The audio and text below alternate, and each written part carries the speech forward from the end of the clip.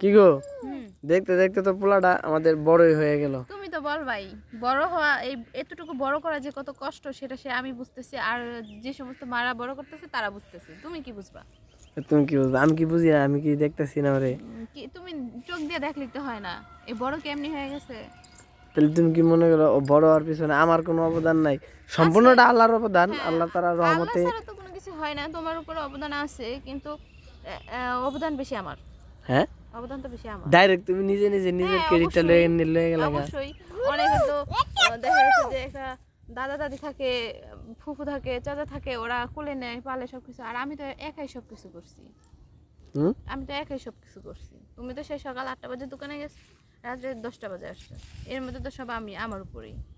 পোলা অসুস্থ থাকলে আমি সময় দিই না বাড়িতে। থাকলে তুমি কি সময় দিছো? কোনোদিনও সময় দাও নাই, শুধু ওষুধ টষুধ নিয়ে আইছো, আহারে উহারে শেষ।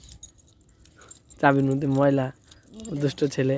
খালি তুমি কাছে আহারে উহারে শেষ, আর কিছু না।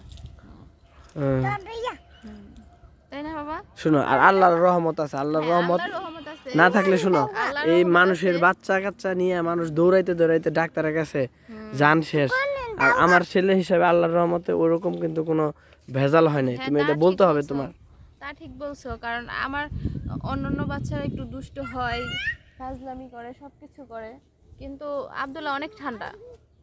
না হয় আমি একা পালতে পারতাম না। হ্যাঁ, আর তারপরে ধরো এই আব্দুল্লাহর এই পর্যন্ত মাত্র একবার পাতলা পায়খানা হয়েছে টোটাল এই সম্পূর্ণ 2 বছর 7 মাস বয়সের মধ্যে। হ্যাঁ, ঠিক আছে, এটা তোমাকে মানতেই হবে। হ্যাঁ, আমি তো এটা স্বীকারই করি। আমি কি বলছি যে অনেকবার পাতলা পায়খানা হয়েছে?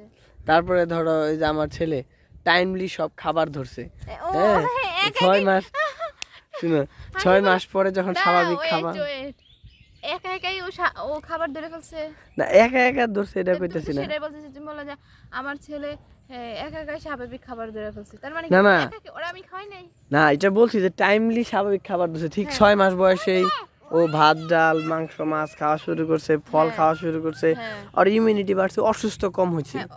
সেটার জন্য কারি মানে ওরা আমি ঠিকমতো খাবার খাওয়াইছি দেখি তো ওর না। ঠিক আছে, তোমার তো আমার সংসারে আর অন্য কোনো কাম নাই। আমার বাড়িতে 5টা গরু নাই, হ্যাঁ, আমার 5 বিঘা ক্ষেত করি না যে কামলার ভাত রান্না তোমার সকালে দেওয়ান লাগবো? মানে তোমার ওই গরু আর কামলা মানে কাজ থাকে না, আর ওইগুলা থাকলে কাজ থাকে না। তাহলে আমার সংসারে তুমি পোলা দেহা ছাড়া তোমার আর কোনো কাম আছে? না, আর কোনো কাজ নেই, সব কাজই তো আমার।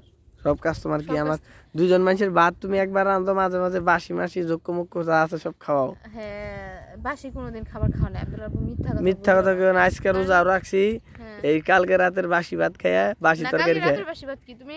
কালকে রাতের বেলা রান্না করছি আর 9টার দিকে, সেই 9টার দিকে সব তরকারি রান্না করা হয়েছে। এগুলো শুধু ভোর রাইতে গরম করে দিছি। মানুষ সকালে রান্না করে সেগুলো ভোর রাইতে খায়, আর আমি 8টা বাজে রান্না করে দিই। ঠান্ডা লাগছে, কাশি বুড়া মানুষের মতো কাশি দিতেছি। তোমার সাথে আর আজকে ঝগড়া করবার চাই না, বাকি কথা সামনে হবে। আজকের মতো এই পর্যন্তই। খুদা হাফেজ।